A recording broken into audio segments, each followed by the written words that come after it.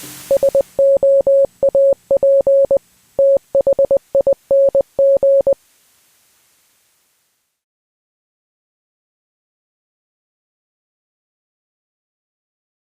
everybody, welcome to the Soap Thing Project, or if you've been here before, welcome back. I want to thank everybody for joining me.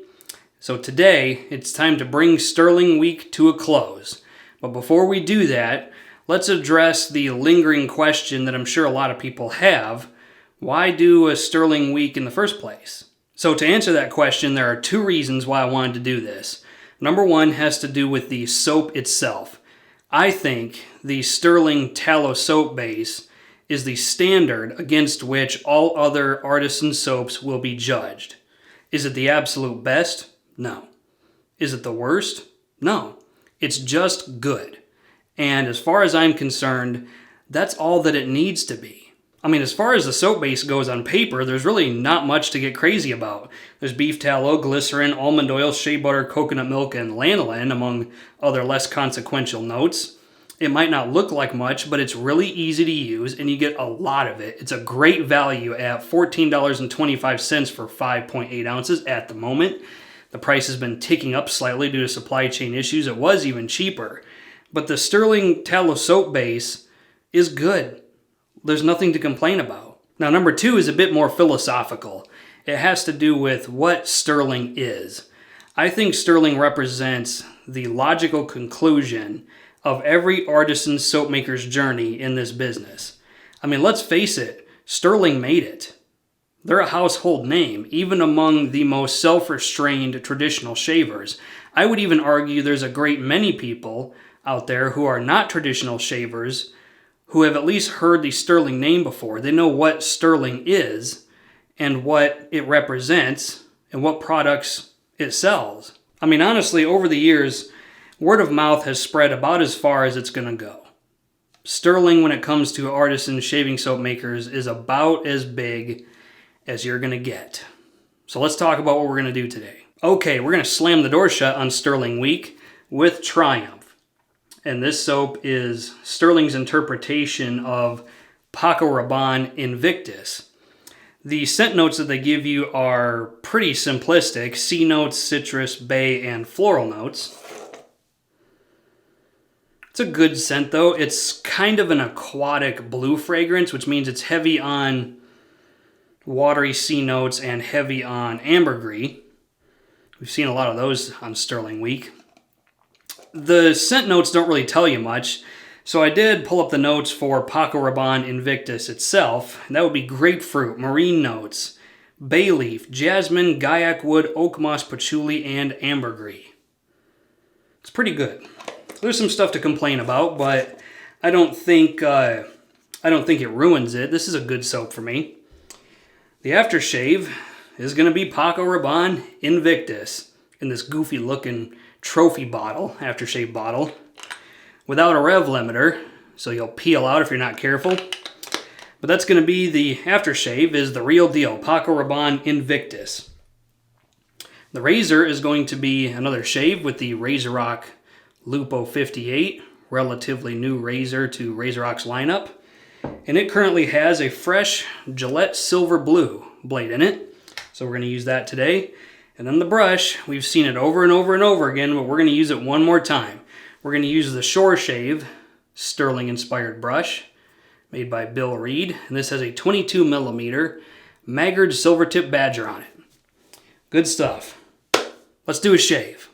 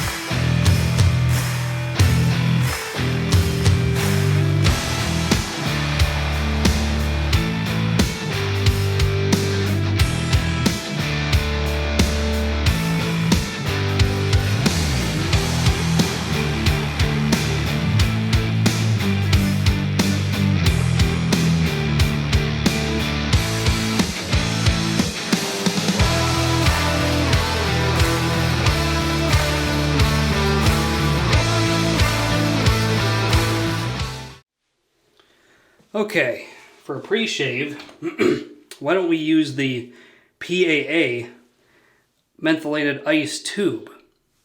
This is normally kept in my DOP kit, but hey, who says I can't use it for just any normal shave? Let's put it on. I actually find this to be quite a bit easier to apply than the regular cube. I have to get a couple more of these.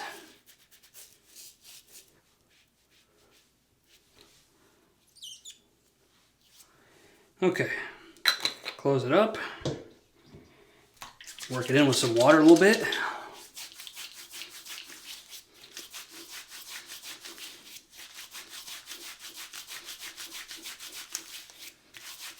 And this is giving off a pretty gnarly cooling effect.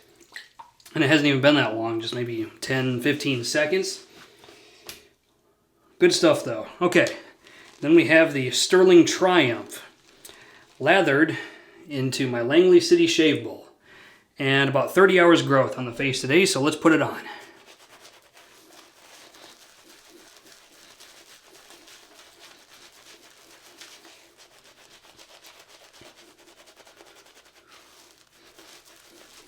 Scent strength on this, once lathered, is, let's call it 3 out of 5. So average scent strength on this one.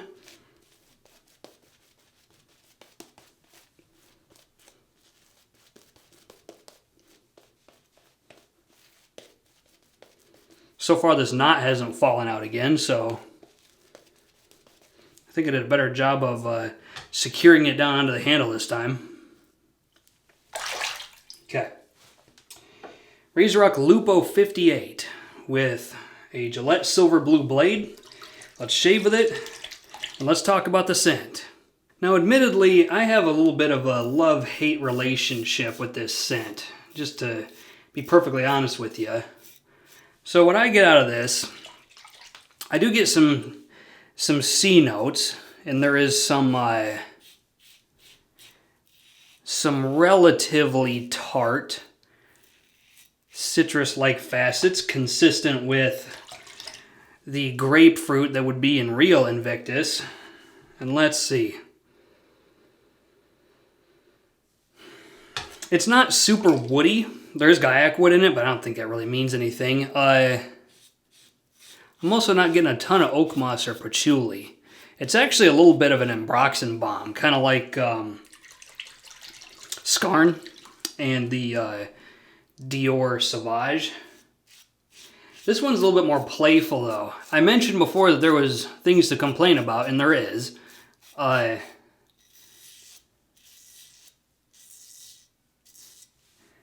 It has this kind of sometimes off-putting, kind of juvenile bubblegummy sweetness. That sometimes it sounds good and sometimes it doesn't. There are times when I'm in the mood for that, and there are times where I just find it completely repulsive. It's just way too sweet, and it's just this like candied sweetness almost.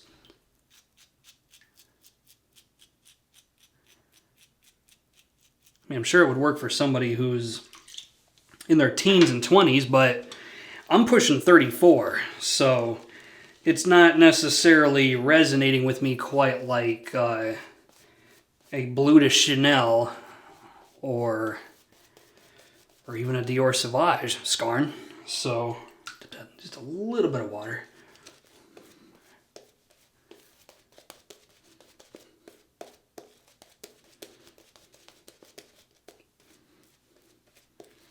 In my opinion, this is a little bit of a fresher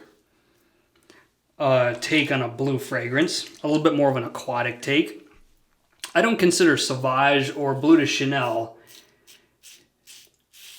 to really be aquatic or beachy, if that makes any sense. They do. I do get the impression that they are fresh and good for spring and summer weather. But this one is more of an overt aquatic sort of thing.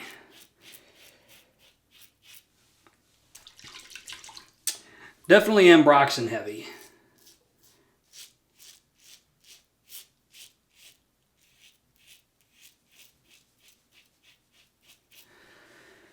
But ultimately, I think it's good. It definitely has to be the spring or the hot balls of summer for me to really have an appreciation for this. And even then, like I said, there's some times where it's just like, ugh, no. Nope, not doing it today.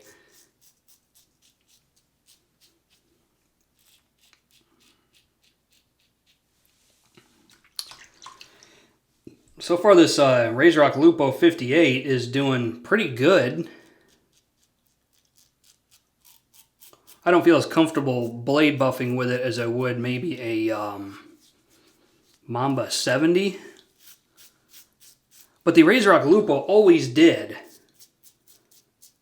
have more blade feel than the Mamba 70, so you had to kind of be careful with it. I'm definitely using this residual slickness on the soap for all it's worth.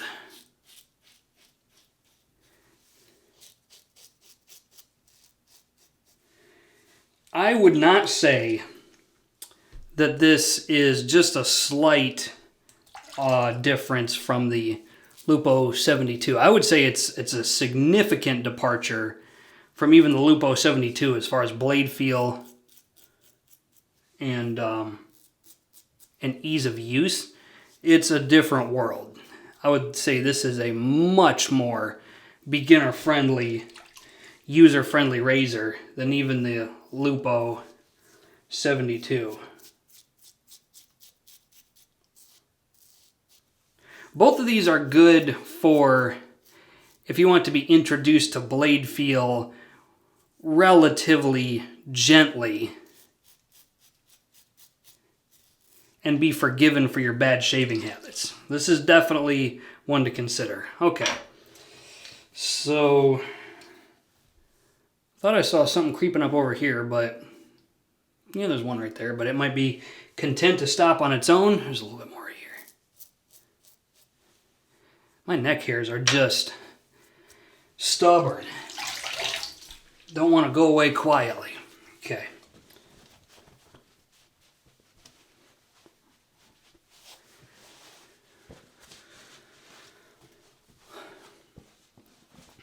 Well, for shave number 4 on Stirling Week, I'm going to call that a win. Let's do the alum block. Okay, off camera, I did use my Pro Razo alum block on the face and got no stinging feedback really anywhere, so I'd say that means it's a good day here in the Soap Thing project. Where is the Invictus aftershave? Here it is. Paco Rabanne Invictus, in a nice clear glass bottle. Look at that. You can see my handsome face right through that. Let's put it on. See if I can do this on camera. It's probably going to make a mess. Oh, nope. Maybe not. Here we go. Let's do it. Ooh. Ooh, maybe not. Oh, there it is. Ooh, alcohol burn. Loving it. And this stuff is actually a little bit more bubblegummy sweet even than the soap. The soap is actually fairly restrained when it comes to that facet about it that I don't particularly care for. I mean, it is what it is.